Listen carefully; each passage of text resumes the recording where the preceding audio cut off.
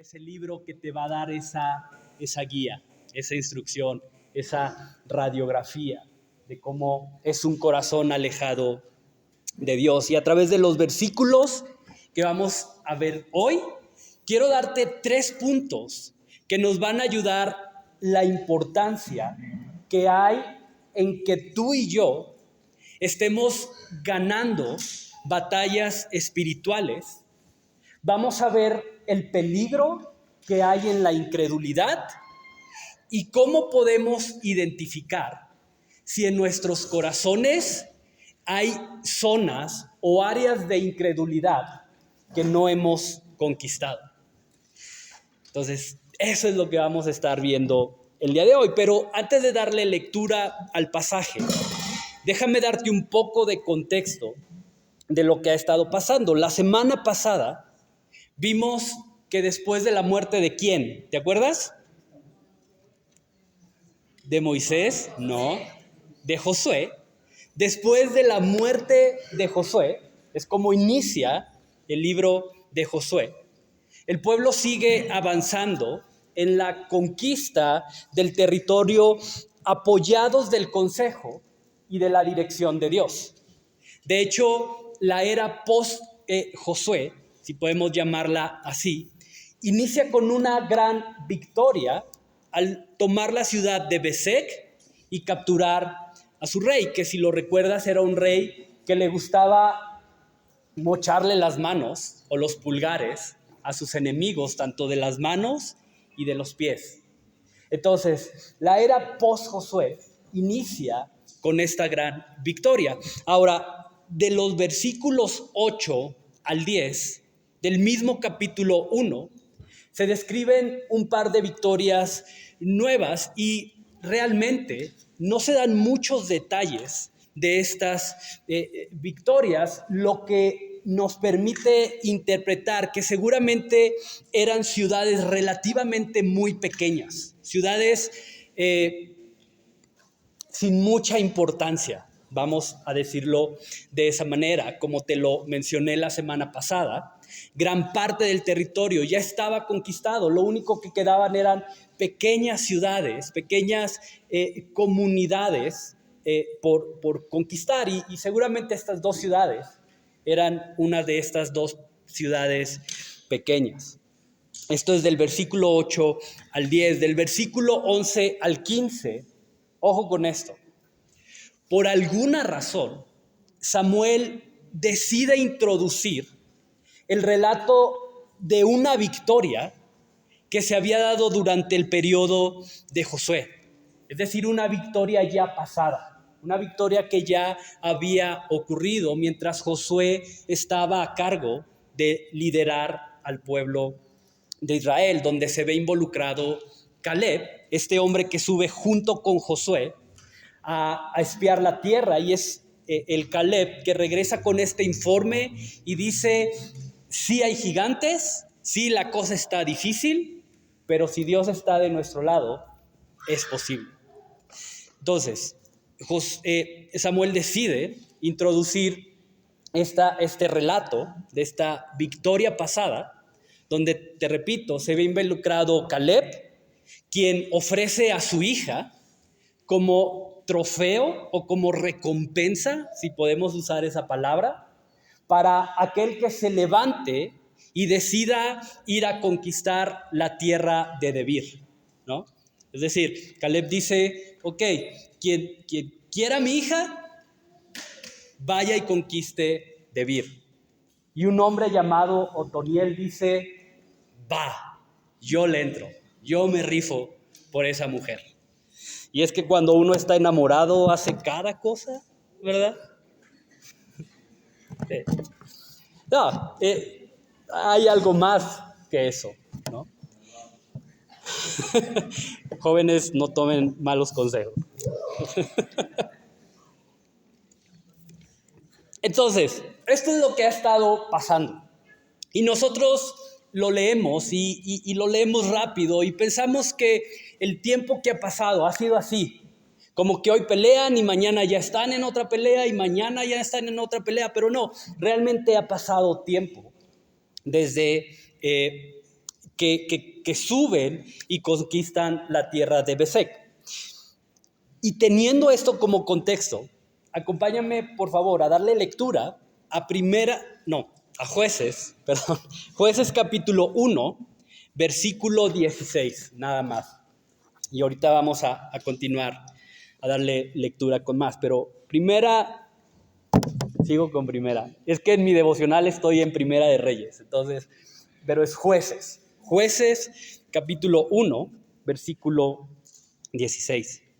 Y los hijos del Ceneo, suegro de Moisés, subieron de la ciudad de las palmeras con los hijos de Judá al desierto de Judá, que está en el Negev, cerca de Arad, y fueron y habitaron con el pueblo.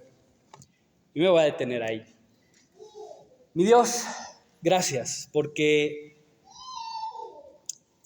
tú sigues siendo Dios, Señor. Porque aunque todo a nuestro alrededor se derrumbe, porque a pesar de nuestra debilidad, de nuestra necedad, de nuestra terquedad, tú sigues siendo Dios.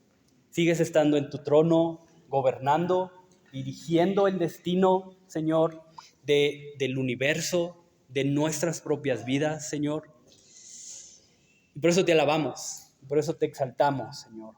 Por eso te reconocemos esta mañana.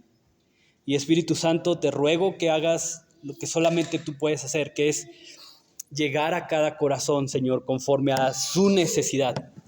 Y eso es lo hermoso de ti, que no operas en serie, sino que lo haces de manera artesanal, de acuerdo a la necesidad de cada uno. Entonces, gracias, Espíritu Santo, y haz tu obra. En el nombre de Jesús, amén. Si yo te preguntara, ¿cuántos de ustedes, o si les preguntara, ¿cuántos de ustedes se consideran incrédulos? ¿Cuántos levantarían la mano? Incrédulo, ok, y tenemos 2 por allá, 3, 4, 5, muy bien. Eso es bueno, porque esa es la especialidad de Dios, ¿verdad? Trabajar en aquellos que reconocen su debilidad. Y ahorita vamos a hablarme de esto, pero lo primero que quiero que notes es que se menciona a los hijos de los ceneos, que de acuerdo a la tradición era un pueblo muy pequeño. De hecho, más que pueblo, realmente era un grupo de familias grande, las cuales recorrían el desierto buscando dónde establecerse. Podríamos decir que era un grupo seminómada, un grupo que estaba una temporada en una parte, veía problemas, veía conflictos, la cosa se ponía fea y entonces mejor decidían moverse a otra región. Y como lo menciona aquí el texto, Jetro, quien fue el suegro de Moisés, era parte de esta tribu, por lo que de alguna manera no era una tribu extraña para Israel. Había cierto lazo, había cierta familiaridad de los ceneos con el pueblo de Israel. Y es interesante que después de la victoria de Judá, la victoria de la cual hablamos la semana pasada, se unen o buscan unirse a ellos para poder establecerse y de alguna manera también tener cierta protección y cierta seguridad en un entorno en el que los conflictos y las guerras eran bastante comunes. Ahora, y quiero que pongas mucha atención a esto, porque de acuerdo a la tradición, más bien, de acuerdo a lo que nos dice la Escritura, la victoria que le permite tomar posesión a Judá de la tierra de la cual ahora iban a habitar y la cual iban a compartir también con los ceneos, fue el resultado de consultar a Dios, fue el resultado de confiar en su dirección y el resultado de caminar en obediencia. Estas tres cosas se combinaron para que ahora Judá la tribu de Judá, tenga un territorio en el cual habitar. Confianza en Dios, obediencia a Dios y buscar la dirección o el consejo de Dios. Entonces, quiero que veas lo interesante de esto, porque con su obediencia, Judá abrió el camino para que el ceneo encontrara un lugar de refugio. Con su obediencia, la tribu de Judá estaba haciendo posible que el ceneo encontrara un lugar de paz, un lugar de bendición, que ya no tenía que ser un pueblo que estuviera vagando por el desierto, sino que ahora con su victoria podían establecerse también con ellos. Es decir, con la victoria, no solamente Judá fue bendecido, sino esa bendición se extendió más allá de ellos. Y este es un principio que encontramos en toda la Biblia. Cuando Dios te bendice, no es para que la bendición sea exclusiva o única para ti. Cuando Dios nos bendice, es para que esa bendición se extienda y alcance a otros. Y hemos hablado de cómo cuando permanecemos fieles en obediencia, cuando permanecemos fieles en adoración y dependencia a Dios y su voluntad. ¿Te acuerdas de estos 3 puntos que vimos la semana pasada? Cuando permanecemos firmes en obediencia, adoración y dependencia a Dios y a su voluntad, la victoria sobre el pecado se vuelve algo que con mayor facilidad podemos conquistar, podemos alcanzar, cuando permanecemos firmes en obediencia, adoración y dependencia a Dios. La victoria sobre el pecado es algo que con mayor facilidad podemos conquistar. Y quiero que veas lo hermoso de esto. Pero así como el ceneo fue bendecido a través de la victoria de Judá, las victorias espirituales que vamos conquistando en la lucha que tú y yo tenemos en contra del pecado, va abriendo el camino para que gente a nuestro alrededor pueda también recibir la bendición de esa victoria. ¿Tiene sentido eso? Déjame decirlo así. Pero la victoria en contra de la lucha, contra mi egoísmo, me da mayor gracia para amar más a mi esposa y para servirla mejor. La victoria en la lucha contra mi falta de contentamiento me da mayor gracia para poder ser agradecido y para poder valorar lo que otros hacen por mí. La victoria en la lucha contra mi falta de dominio propio me da mayor gracia para poder responder con paciencia, para poder responder con amabilidad, para poder responder con sabiduría. Cuando voy conquistando, cuando en mi lucha en contra del pecado voy conquistando estas cosas, no solamente la bendición es para mí, sino que gente a mi alrededor también es bendecida con esta victoria. Pregúntale no sé, a quién está a tu alrededor. Oye, si yo tuviera más dominio sobre mis emociones, ¿estarías mejor tú también? Te va a decir, claro. Oye, si fueras menos egoísta, o pregúntale a Ginger, a mi esposa, pregúntale, oye, si Kike fuera menos egoísta, ¿tú te sentirías más bendecida? Te va a decir que sí. Sí, yes. ¿Por qué? Porque la conquista en la lucha que tenemos contra nuestro propio pecado termina siendo de bendición también para la gente que nos rodea. ¿Te das cuenta el poder y la influencia que nuestras victorias espirituales pueden generar? ¿Te das cuenta cómo esas victorias espirituales terminan siendo de bendición para la gente que nos rodea?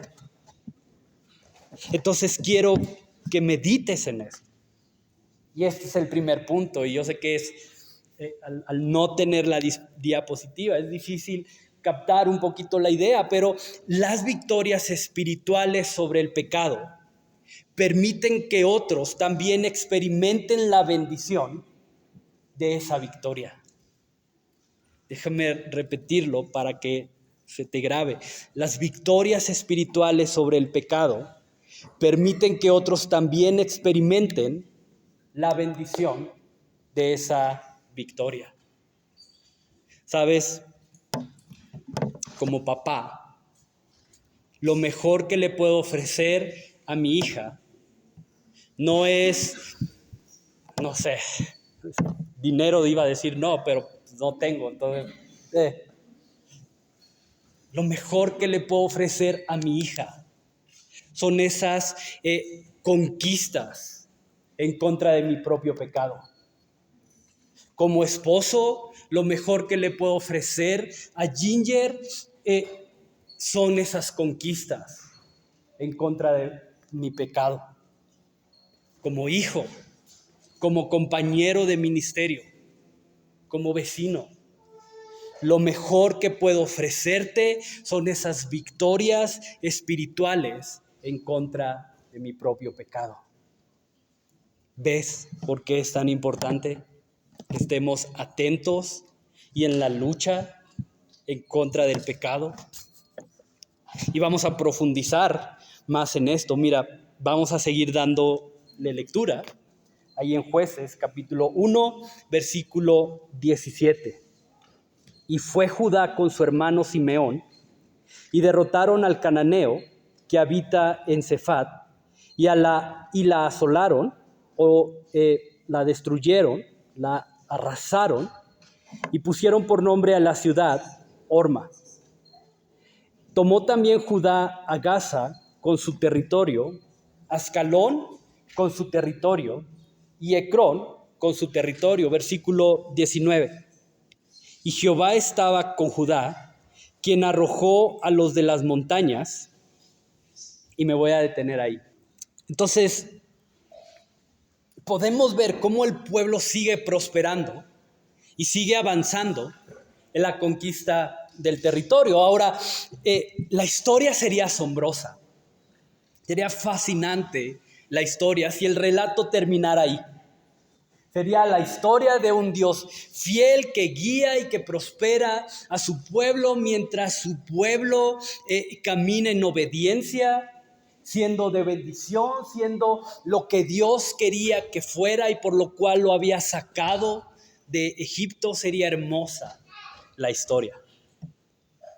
Pero como te decía en la introducción, el libro de los Jueces es una radiografía que nos muestra, que refleja el quebranto del corazón del hombre y lo vulnerable que somos cuando dejamos de tomar como guía el consejo de Dios y cuando despreciamos su cuidado. Y mira lo que pasa, versículo 19. Y Jehová estaba con Judá, quien arrojó a los de las montañas, mas no pudo arrojar a los habitantes en los llanos, los cuales tenían carros errados. Mas no pudo arrojar a los que habitan en los llanos. ¿Por qué? ¿Cuál es la razón que se da ahí? Porque tenían carros errados. ¿Te das cuenta? todo va muy bien, todo parece ir marchando conforme al plan, pero de pronto se topan con algo que no solamente era nuevo para ellos, algo a lo cual nunca antes se habían enfrentado, sino que además eran mucho más grande y destructivos a cualquier cosa que quizás se habían enfrentado antes. Carros errados, lo más avanzado, lo más nuevo en tecnología militar para la época. Y dice que no pueden contra eso. Ahora, ¿qué eran? Carros errados, por más sofisticados que fueran, por más grandes que fueran, por más destructivos que fueran. ¿Qué eran esas cosas contra el poder y la autoridad de un Dios todopoderoso? Nada. Absolutamente nada. De hecho, más adelante vamos a ver cómo esos mismos carros errados no pueden seguir avanzando porque Dios hace que llueva y se haga lodo y ya, ahí quedan atascados sus carros errados. Entonces, ¿qué eran estas cosas ante el poder y la autoridad de Dios? Entonces, ¿por qué no pueden arrojarlos? ¿Por qué comienzan a experimentar esta resistencia y este fracaso en el objetivo de tomar la tierra? ¿Por qué? La realidad, y contrario a lo que muchas veces nos gusta creer, la culpa no era de Dios. No era culpa que no pudieran arrojarlos. Él seguía siendo el mismo. Él seguía teniendo la misma autoridad, él seguía teniendo el mismo poder. Él no había cambiado. El problema, y ojo con esto, este era realmente el problema de por qué no pudieron arrojarlos, fue que comenzó a surgir en el corazón del pueblo algo que no se había manifestado antes: cierta incredulidad y la idea de creer que no era tan necesario confiar en la presencia, confiar en el poder, confiar en la dirección de Dios. Ese fue realmente el problema, que comenzó a surgir cierta incredulidad en el corazón del pueblo.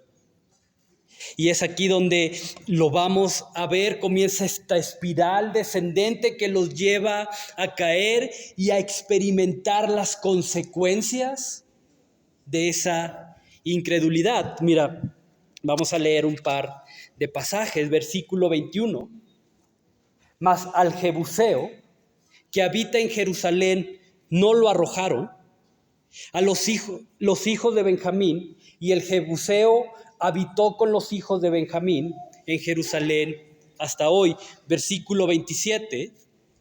Tampoco Manasés arrojó a los de Bet-Seán, ni a los de sus aldeas, ni a los de Tanac y sus aldeas, ni a los de Dor y sus aldeas, ni a los habitantes de Ibleam y sus aldeas, ni a los que habitan en Megiddo y en sus aldeas.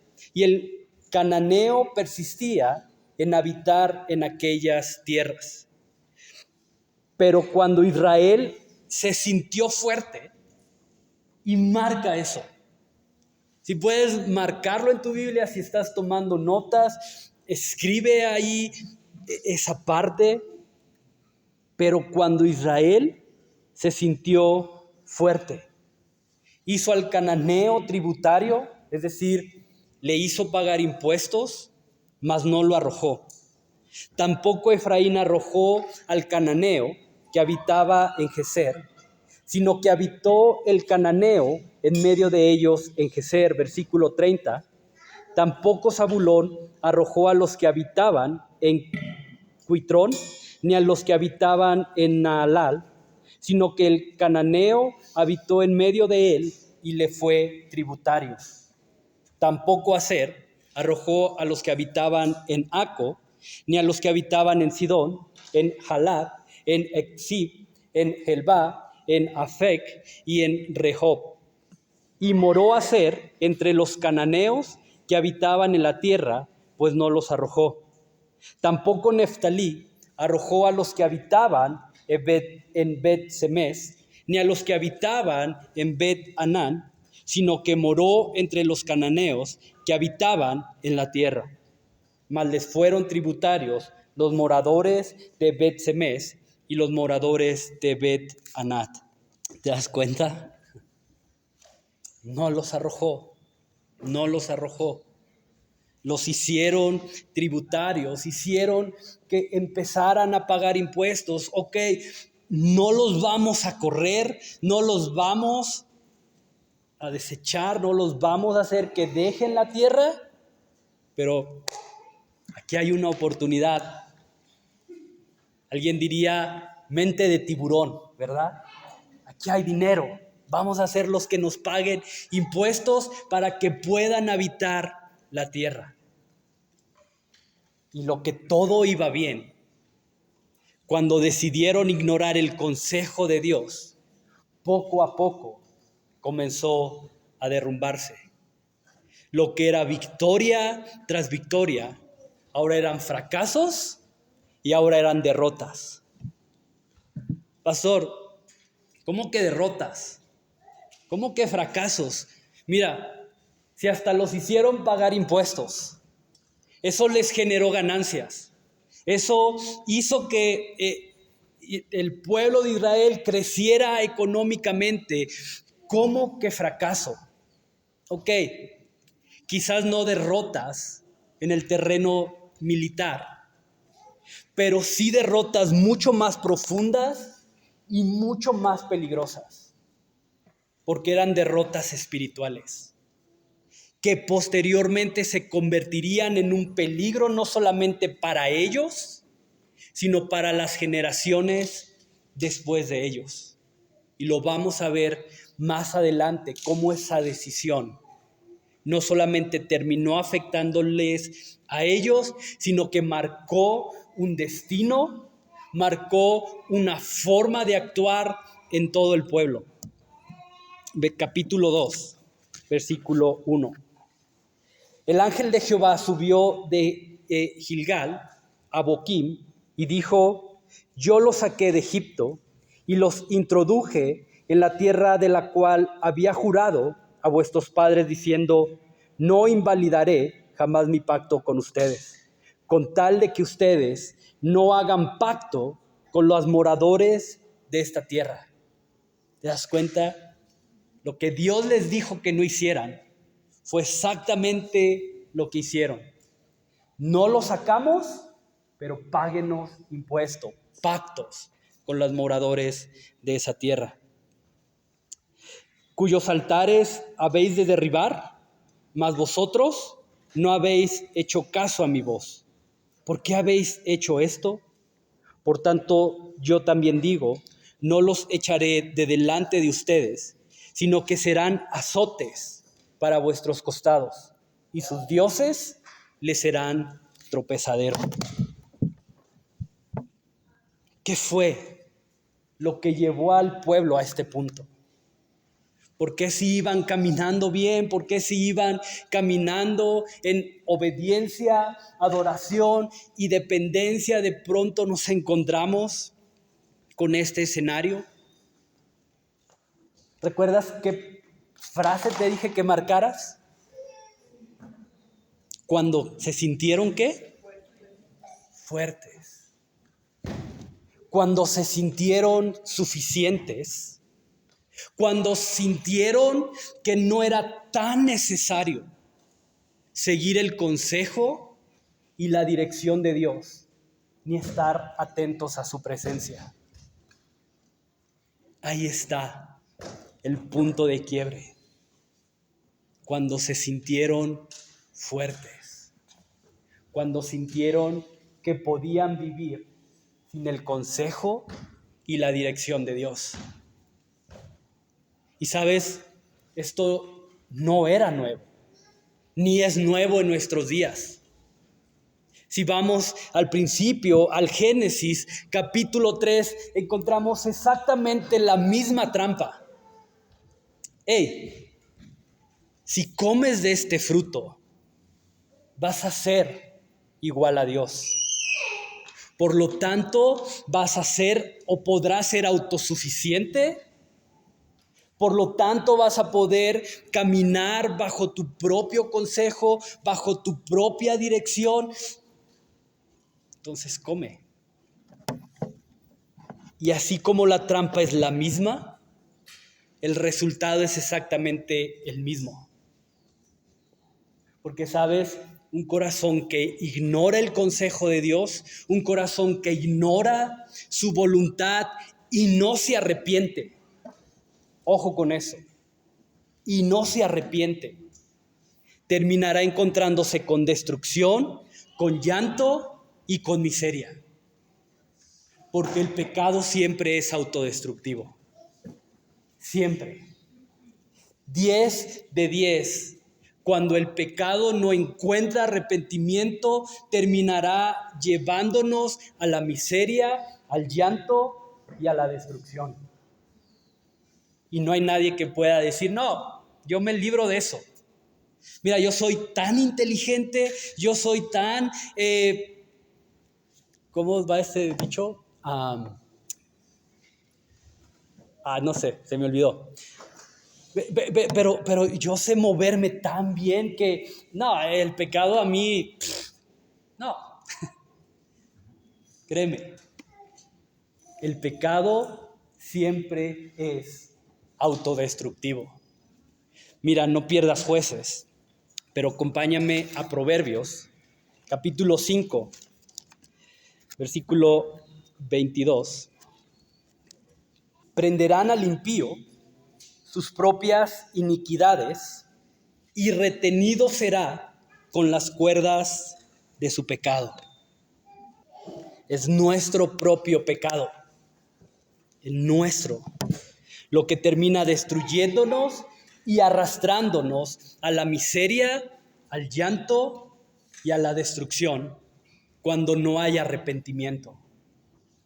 Entonces, ojo con eso. Ahora, arrepentirme no es decir, ay, sí, bueno, me arrepiento ya, perdón. No. Arrepentimiento es cambio de dirección, cambio de mente. Pienso diferente, por lo tanto, actúo de manera diferente. John Owen, uno de los predicadores y pastores más importantes del siglo XVII, dijo esto: todo pecado, ojo, todo pecado brota de un corazón que ha dejado que la incredulidad gane terreno. Todo pecado brota de un corazón en el cual la incredulidad ha ganado terreno. Es decir, todo pecado brota cuando en nuestros corazones ha ganado terreno la idea de que lo que Dios ha dicho a través de su palabra no es verdad o no es tan verdad. Ojo, incredulidad no solamente se manifiesta al negar la existencia de Dios. Si te fijas, el pueblo realmente nunca desechó por completo a Dios. Nunca dejó por completo la adoración. Ellos siguieron ahí. Siguieron adorando, siguieron haciendo lo que como pueblo tenían que hacer, pero realmente había incredulidad en su corazón. Muchas veces cerramos el concepto de incredulidad a negar la existencia de Dios. Pero incredulidad se manifiesta en mi vida cuando dudo de la bondad y de la fidelidad de Dios. Incredulidad, al menos desde una perspectiva bíblica, se manifiesta cuando en nuestros corazones decidimos rechazar o por lo menos no creer por completo que lo que Dios ha revelado de sí mismo y de su voluntad es verdad. Quizá no la desechamos, pero no la creemos por completo. Incredulidad se manifiesta en mi vida cuando dudo de la bondad y de la fidelidad de Dios, ignorando todas las veces que Dios ha actuado a mi favor, mostrándome que su voluntad es perfecta. Ahí hay incredulidad en mi corazón, cuando dudo de la bondad de Dios, cuando olvido lo que en el pasado Él ya hizo por mí. Por eso, si te fijas en el versículo 2, Dios les recuerda: hey, yo soy el que los saqué de Egipto. Yo soy el que los traje a esta tierra que prometí a sus padres, pero ustedes se han olvidado de esto. Ustedes han olvidado de lo que yo ya hice por ustedes. Entonces quiero que medites en esto, y este es el segundo punto. Pequeñas zonas de incredulidad no conquistadas en mi corazón pueden conducirnos a grandes desastres espirituales. Pequeñas zonas de incredulidad no conquistadas pueden conducirnos a grandes desastres espirituales. Hace tiempo platicaba con alguien que, a pesar de haber hecho una decisión por Jesús, continuaba luchando por ganar la atención y la aprobación de las personas. Y eso le llevó a esta persona a hacer cosas que probablemente o seguramente bajo otra circunstancia no hubiera hecho. El problema es que al sentir que no era suficiente lo que él hacía para sentirse aceptado, para sentirse valorado, para sentirse amado como él esperaba sentirse, comenzó a experimentar sentimientos de soledad. Y después de esos sentimientos de soledad, comenzó a experimentar sentimientos de depresión, de ansiedad, de que su vida no tenía valor. Y con el tiempo, eso se volvió un ciclo de hacer cosas para sentirse amado, de justamente lo contrario, no sentirse aceptado, de sentirse solo, de deprimirse y otra vez hacer más cosas, seguir sintiéndose rechazado, más soledad, más depresión. La depresión lo llevó inclusive a pensar en hacer cosas más radicales, como la que te estás imaginando, ¿verdad? Decir: mi vida no tiene valor, mi vida no tiene sentido, entonces, ¿qué hago aquí? Nadie me quiere, nadie me acepta. Hasta que un día, por la misericordia de Dios,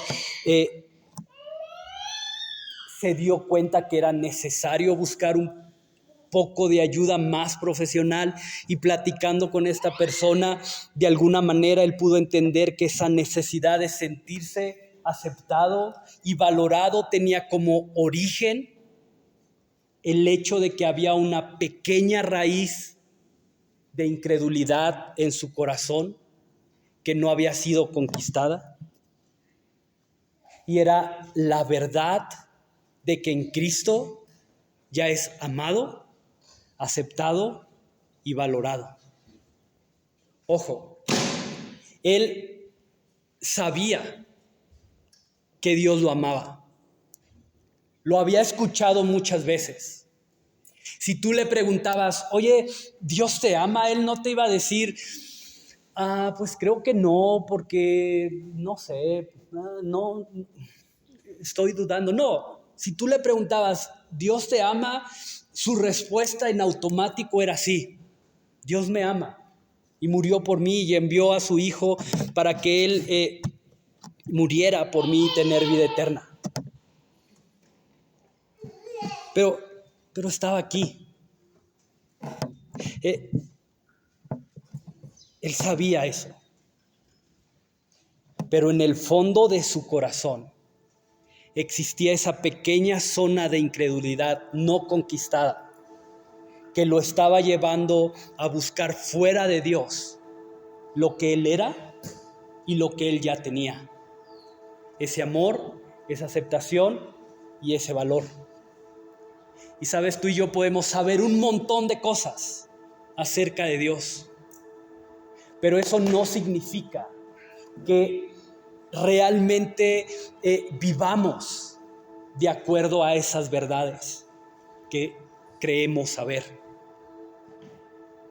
Y suena tan fácil, suena tan simple, suena tan obvio, pero la realidad es que si nos ponemos a buscar el origen de muchos de nuestros comportamientos, si nos ponemos a buscar el origen de muchas de nuestras decisiones, de nuestros deseos, nos vamos a encontrar que muchas de esas cosas tienen su origen en áreas de incredulidad que no han sido conquistadas en nuestros corazones.